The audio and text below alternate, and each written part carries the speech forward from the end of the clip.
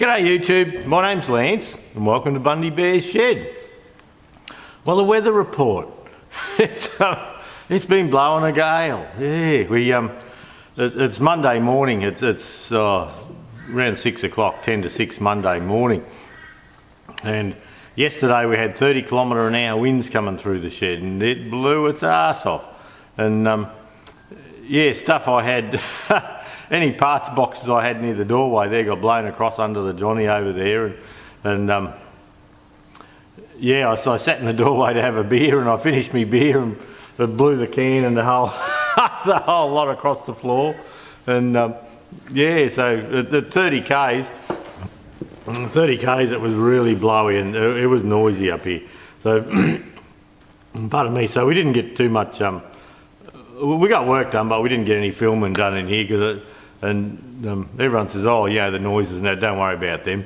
We don't watch your channel for that, but the sound quality is just shit. And even with these little hairy dead kitten microphones, it's that bad that you just get this, yeah, you can hear the air shear coming across them.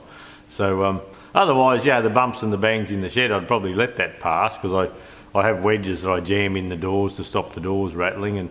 And there's very little breeze this morning, but you'll probably hear through this, you'll hear this door behind me just rattle in the track. And they all do that. There's 4 doors and they all just have their little rattle. So I actually, yeah, I'll bang wedges in and that just holds them solid and that takes a fair bit of the noise out.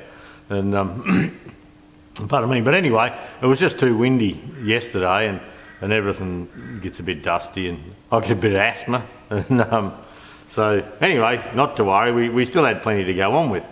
And I did a bit more on that W30 carby. It's a Zenith K5 and it's off a W30 International, and I've got the stripping of it filmed. And where the main butterfly shaft goes, someone's been in there in the past and they don't actually have a bush for the butterfly shaft to pivot on. Yet someone's been in there and they've bored it out and they've left a shoulder in there and they've put a brass bush there and no way of getting it back out. So I've had to hop in there with a little pencil die grinder and just relieve it enough so I can collapse it a bit and get it out. So I've got the collet chuck on the lathe up in my little hoochie and I've got it all set up and a little bit of brass in it and my 5C collet chuck, and I should be able to make a couple of bushes for that. Then there's another little piece I have to make, and I'm not 100% sure what it does yet. Let's imagine a bush, say 20 mil long, well, probably an inch long, say, and it's 5/8 OD. It's an imperial size, and it's got a hole through it in the end where it goes through your butterfly shaft, but in about 1/4 of an inch it's got a slot halfway around. And for the life of me I can't quite work out how that works. You know, I can see that it must open and close a little port or something like that, but there's no feathering of the edge, it's just a straight cut, so it's either on or off. And up in the housing there, I just can't see. I think I can feel a little hole up in there, but I can't actually get in behind it to see what's going on. But if they put it there originally, I should be able to get in and clean it out. But Josh, the fellow that owns the carby, I spoke to him earlier in the week, and I emailed early in the week, and he's leaving the tractor original. So we're going to try and do the carby up by cleaning all the inside, you know, bead blast all the inside and leave the outside as is to look original as we can. So we're doing that, but I thought I'd get these bushes made first and just get a feel for it. The old shaft was a brass shaft in this brass bush and very worn, but the new shaft, I've got the kit out of Steiner and the new kit has a steel shaft. And so steel shaft, it's on a brass bush, it should go fine. So and look, nowadays they're not working tractors, but when you take a tractor to a show or you take it out to show your pride and joy, well, you need to have a reliable tractor. You want to be talking to your friends and playing up a bit, not buggering about. Pardon me. Oh, with the weather report, I had a look, and today they reckon 35 degrees, so 20 last night, but actually got our thing up the house has got down to 23 last night, degrees C, and 35 today, so 35 is bloody hot. So I said to the missus, I think I might be doing a bit of sitting in the door in the breeze with Kelly Dog if it gets too hot. But anyway, not to worry, we'll survive. Yeah, see that little clunk you just heard, that was just the back door here rattling a little bit. But it doesn't take much, but I haven't got them pegged yet. I thought I'd just get this going and see how we go. You'll see the old 6-speed tractor here behind me. And I've got it, I have a Tacalamite 3000 XB hoist, and it's a 3-ton hoist, so I can lift our 4-wheel drive utes and things like that on it. And when I painted the John Deere, most of the restoration on the John Deere 420 was done on the hoist, so I could get up and under and round and all that, but I tied the hoist up for quite a long time. And so what I've chosen to do with this job is I've got all the front axle in, as you can see that, and I filmed all that last week, and I haven't got the track rods on at all yet. And I'm going to paint it like this. I'll wipe a little bit of grease down in that hole there, and I've had a request a couple of times now to show what I get up to when I paint a tractor. So a lot of this, like the engine block was very clean and all that from when I did it up, and then after I sandblasted this axle the other day, I had a pressure pack of Stonely grey there, so I just sealed it up. It's not the top coat yet, I just sealed it up. I had to buy new bolts through the week for the front axle. The other ones were rusty and weak, and I didn't want to use them. So to swing it in the hoist, I've got a D-shackle coming through the arm down here, and then the bolt that comes through holding the radius rod on, I've got it coming up through with a 16mm eye there, and one each side. And the whole tractor, when they're finished, weigh 1.6 tonnes, so 1600 kilos, and the hoist's good for 3000, and I haven't got guards on, I haven't got a seat on, no wheels, no nothing, so if I'm pushing a tonne I'd be surprised. And the same setup with a bolt coming through and an eye on the back of the tractor where your mudguards bolt on. So and I've gone right through the axle to the bottom one, not just the top. So it's sitting up here. There's a few things we're going to have to run through doing with it, and when I paint a tractor, or when I get it ready for paint, I don't know if you can see, it might be a bit far away, but you can see a blue gasket here from where this oil filler plate's gone on. What I do with that, I actually run around with a Stanley knife, and any gasket that's sticking proud of a housing, I trim off, and then I get a bit of thinners or reducer on a brush, and I wipe that joint and make sure there's no grease. And so probably today on the 135 6-speed series, I'll just run through a couple of things I do with them. Now, with the injection pump here, the injection pumps were painted on the tractors as they come out of the factory, but I'll mask the tag off so we can read the number on the tag. I mean, an interesting thing, people ask me what on injection pumps what the numbers are on the side, and I've never sort of come across what it was really, and well, perhaps if I read it, it didn't sink in. Anyway, I must have went in one ear out the other, but anyway, I was doing a bit of research through the week on a job, and I was looking at setting up injection pumps, and it was just out of interest for myself really. And what we worked out, I mean, a bit of asthma from the dust. The first part of the number, the long number, is the part number. Then you have two little forward slashes. Well, the number in between the forward slash, that tells you the number of holes, where the spring is under the top cap, whether it's in hole number 1, 2, and see with 3 holes this way and 3 that way, there's 9 options, so it can be a 1 to 9. And then the last number, on this one, I think it's 2360 or 2390.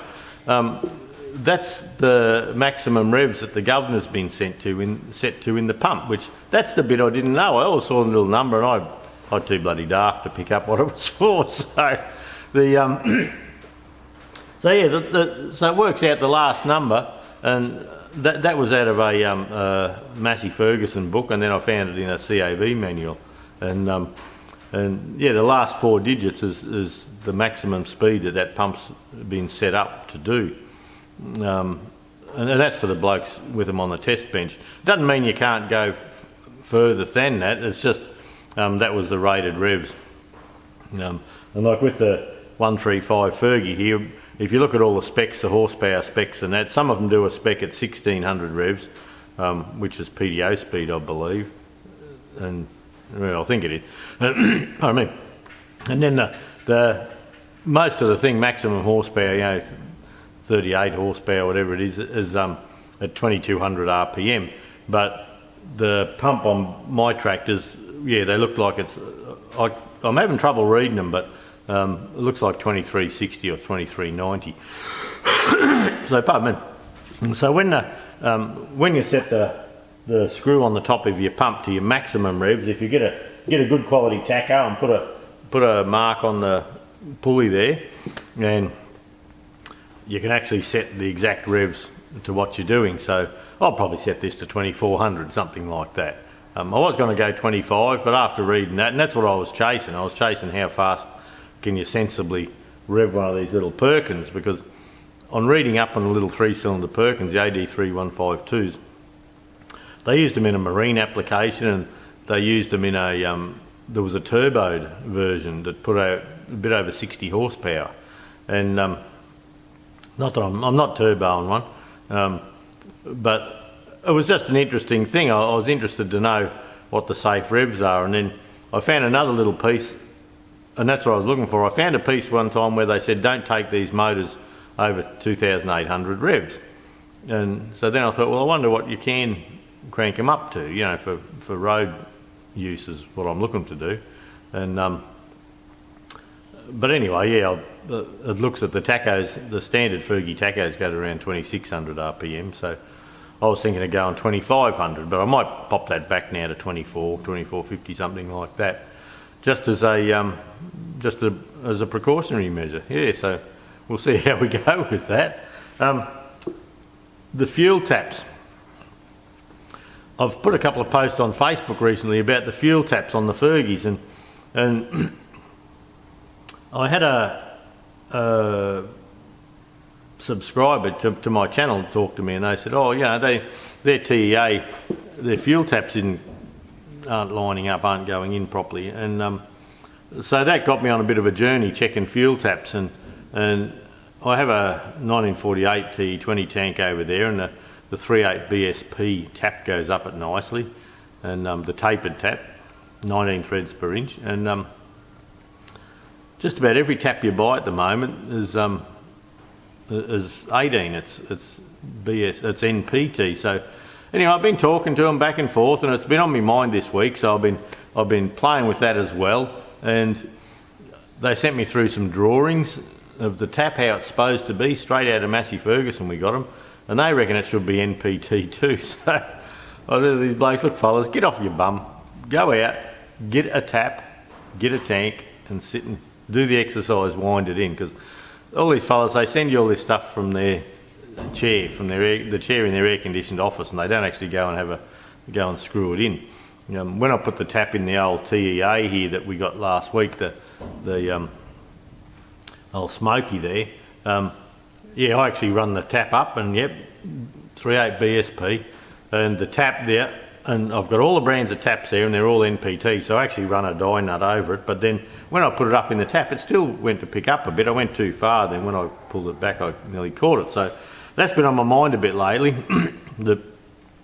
A lot of people are getting it wrong, but the suppliers are saying, no, they've got it right. But talking to the warranty and development mob in Bearco, they say, well, they've got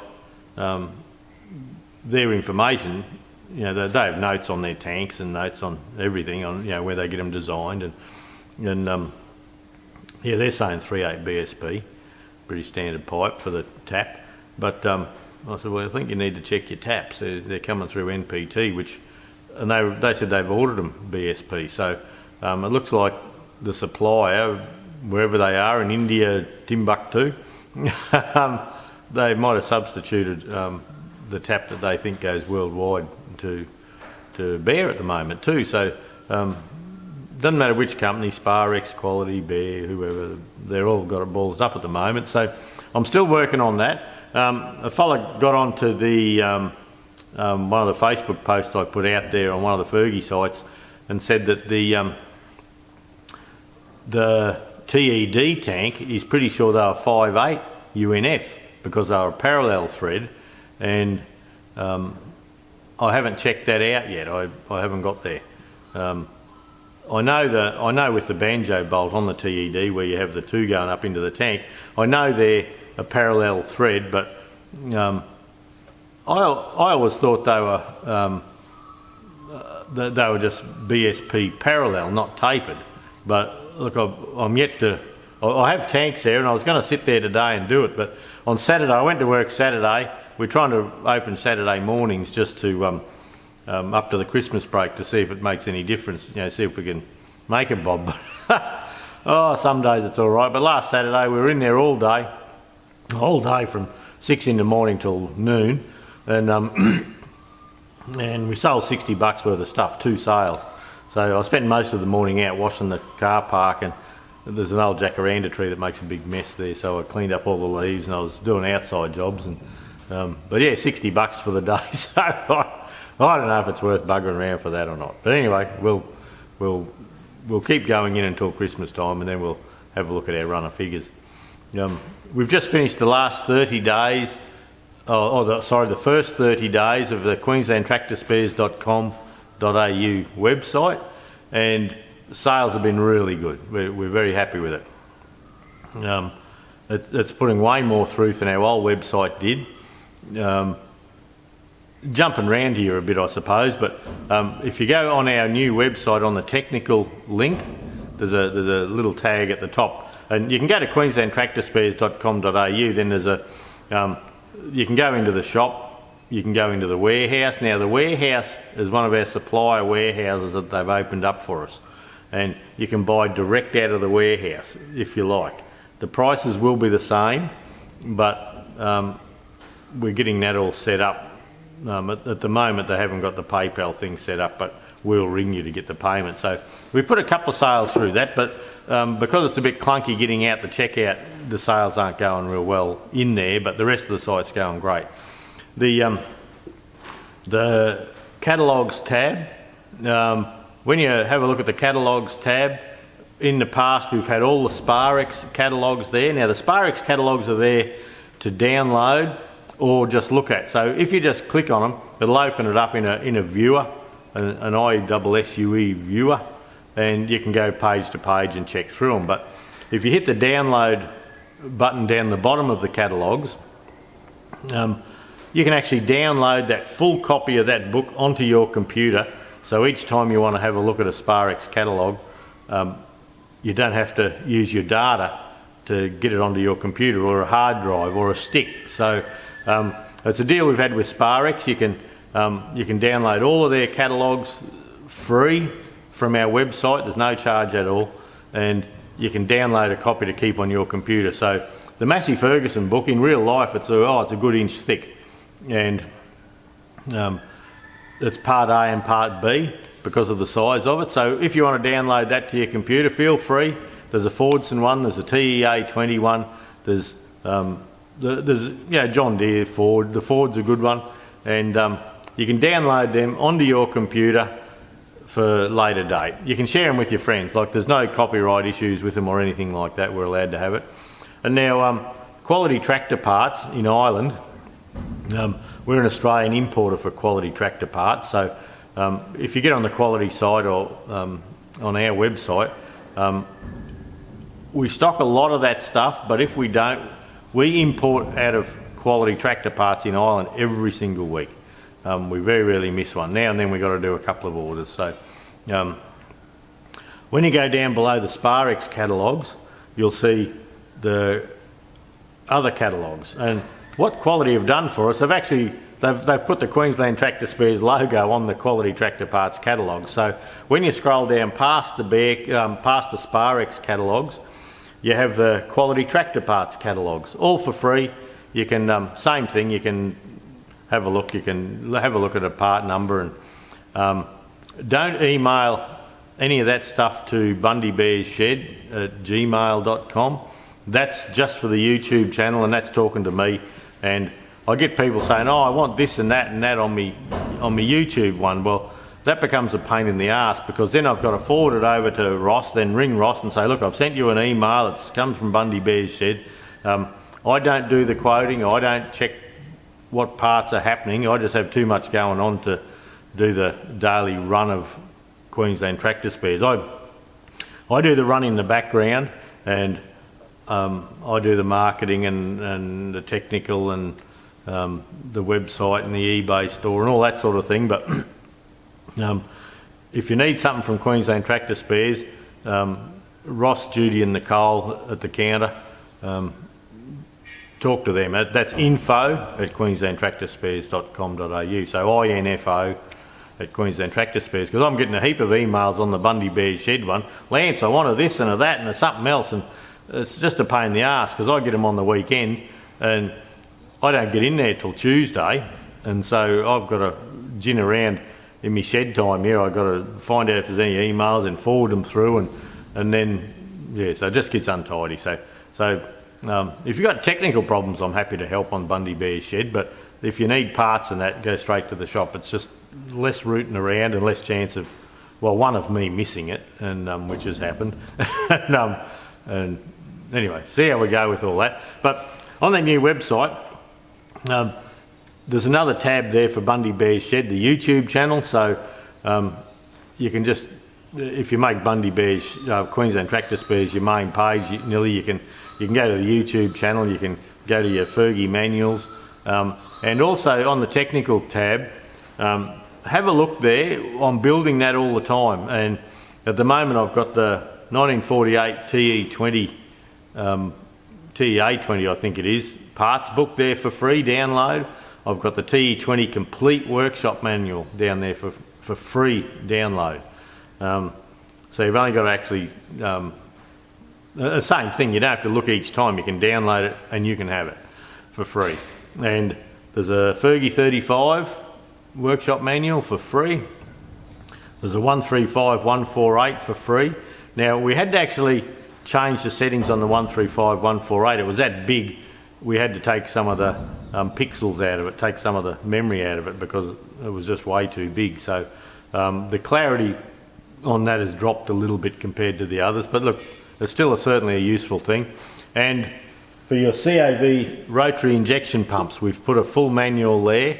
It was an open source manual just on the internet, and it's got a Land Rover page on the first page. Don't worry about that. I couldn't work out how to get rid of that just yet.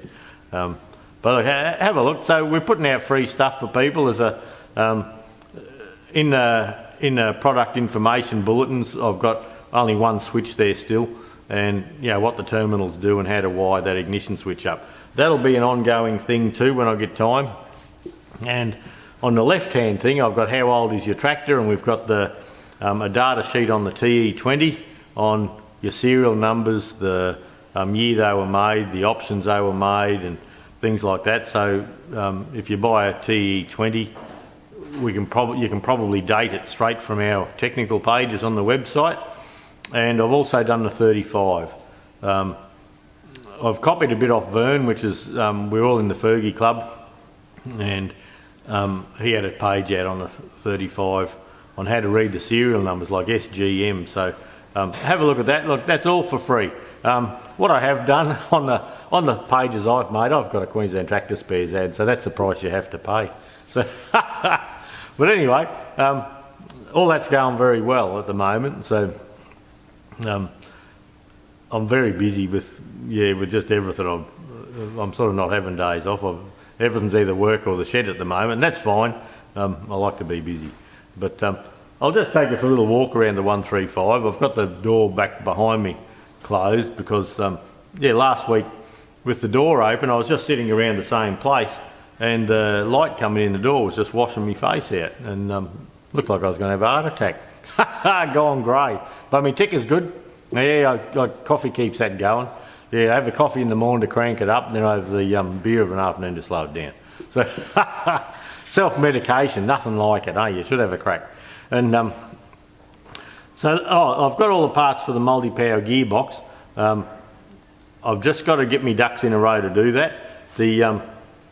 I'm thinking I might paint this main chassis while the weather's okay, and then if on our break over Christmas we get a bit of rain, and let's bloody hope so, I've got to weld new ends on the linkage arm, so I can do that, and I can just paint a linkage arm and pop it on. The main frame will be done, and I've got the tank and the some of the dash stuff and all that, the grey, and these track rods I can do separately. I can paint them, same pot of paint them and pop them on at a later date, and I can just start getting serious with some of the other parts of it. So that's what I've chosen to do. Over the next day or two I'll get a bit of grey. Oh well, probably next weekend now I'll get a bit of grey on it. I'm going to have a bit of a video on just what I do to do them. Seems basic to me, but anyway, I'll do that. Won't be a long video. But anyway, we'll see how it goes. Thanks for hanging around. Thanks for dropping in once more. Yeah, do all that like, subscribe bullshit. I don't say that much, but yeah, do that and watch an ad or two for me. And yeah, have a good week, everyone. We'll catch up next week. There's Kelly Dog says, no, I'm pissing off. Right, here's the 135 on the hoist here, and that's how I've got it slung at the back there. A bolt coming right through, then swing him around, so safe as houses. If you have a look down here, there's a drawbar. It's a swinging drawbar. Now, it's not exactly right for a 135, but I suppose I should clarify this 135. It's going to be a tractor that's registered. We'll do a few road runs with it. It'll probably become my main home tractor. Having everything correct on it is not important to me. Having everything working and having a good functional tractor is important to me. So you'll see I've got it pretty tidy. The alternator, I always sort of thought the alternator, I might even have a look at that and see if I can pull the alternator in just a little tad tighter yet. But look, there's a bit more involved in that than you'd realise. Yeah, so far all the engine block's good, and the tappet cover at the top, it's okay. I might give it a bit of a scuff over. The gearbox housing on this side, it's all good. If you remember, I took the hydraulic cover off the 135 multi-power and just slid across onto this tractor here. So I didn't actually want to spend a lot of time like cleaning the housing or emptying it out, cleaning it. So what I do is the whole housing now gets a bit of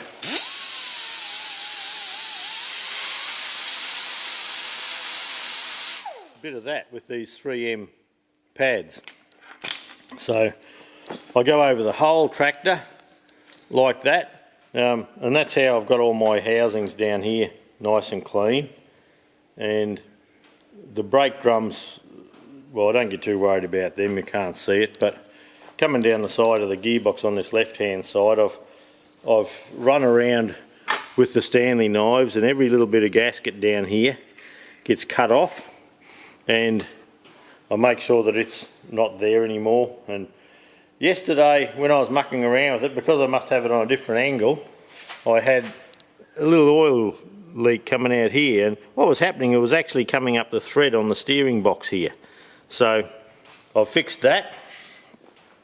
Now the side of the gearbox there's a bit of paint on that still, so it's a bit rough looking, so I'll tidy that up. The radius rods have got primer on them. I got the exhaust manifold and that put on, and I didn't film that. I thought, well, you know, putting 4 bolts on a bloody exhaust manifold can't be that exciting. And the I'll have to tidy up the top of the steering column here a little yet, where the that'll actually poke through. There is a little cover there, but that'll actually poke through, and the gear knobs will come off and a few things like that. But at the moment I'm cleaning the rock shaft cover, the hydraulic lift cover, and I've done a quick buff over, but I'll actually hop in with a bit of wet and dry. And what that does is, with the dust from there, you can see the dust on it. So what happens now is, once I think I've got that pretty good, I have a degreaser that I use, and I'll show you what it is. Now, I've been buying that from Repco. The product number 405002. Now, that's one I had tucked away for ages, so whether they still have it I don't know, but it's a very caustic thing, and when I put it on here, anywhere where there's red oxide or undercoat there, it'll take it off. It'll just cream it. It'll just start coming down the side. So with this here, when we have a look at the rock shaft, you'll still see bits of grey paint and that. Well, I spray that on straight, but I won't be spraying it on all of the tractor. I'll just spray it around that rock shaft and let it run down, and I'll probably put a little bit around here to get that red soil stain out, and then I'll have to come in and hand sand these. Not that you'll see it with the mudguards on, but that's not the point, is it? This looks like it needs a bit of a straighten up. A lot of these got bent. They were just set too tight, and they must have got bent. So, and it looks like I have to put a new rubber in under here on the draft, but I might just loosen that off and see if I can turn it, and if I can, I'll put the rubber in after painting it, save doing that. On the back of the brakes there, you can see a little bit of a gasket material where I put a bit much on just to stop it seal. Now what happens there, I get a brush and some petrol, and that just rinses off with petrol. So the whole tractor's not looking too bad. Certainly I've got the tacho masked off, I've got the main inlet masked up, the caps in the fuel lift pump, an aerosol cap on top of the exhaust. Then I'll just tape, I'll just come around the hoist, and these fellas here, I'll just tape the first ½ inch or so of them. You'll probably get hard to see stuff because the light's at the background now, but there's another couple of little tracks in there to tidy up, and there's one on here I see. So that's it. That's going to be today's exercise. I was thinking I wouldn't mind. I'm getting a bit keen on getting that multi-power. Whoops! I just knocked the microphone over there. And yeah, I've been a bit keen to get into the multi-power, but I thought, well, I should just take the opportunity to get a bit of primer on this and a little bit of grey, perhaps next weekend, and even if I come up one night, and yeah, get a bit of cover over this, and then if this is all grey, like I say, I can put it in its normal bay on stands, and I can start adding bits and pieces. And this way, like if I put the tank and all that on, I can't paint the top of the tappet cover or under the tank properly, and then in round the steering box there, if I put all that dash unit and air cleaner and all on, well, I have trouble getting in painting the tractor properly in around there. So I've chosen to, I still have to hook the handbrakes up, so I've chosen to do it this way, and by doing it this way, the battery box and all that sort of thing, I can deal with them one at a time, and yeah, do a nice job hopefully. So there you go, that's what I'm up to just now. Okay, I've done a little bit of a degrease on that top cover there, and you can see the red that eats into the primer, and if we let that soak, that's just putting it on neat. You can see the primer running off it down under there. So we'll let that soak in a bit. We've put it out here. It'll probably take the red primer off those foot plates, that's alright. So yeah, just that'll actually eat through. This paint here will probably peel out of the way. So it's just a caustic degreaser. Don't muck with it with your hands too much. It'll get in right in.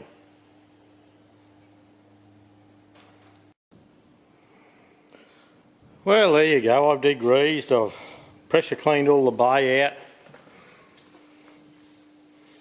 I still have a few knickknacks to do yet, but most of the tractor can dry. You can see no red oxide there left really. A little bit of paint there, but that's not coming off. That's sealed up. There's a little bit to deal with just there. Everything's looking good.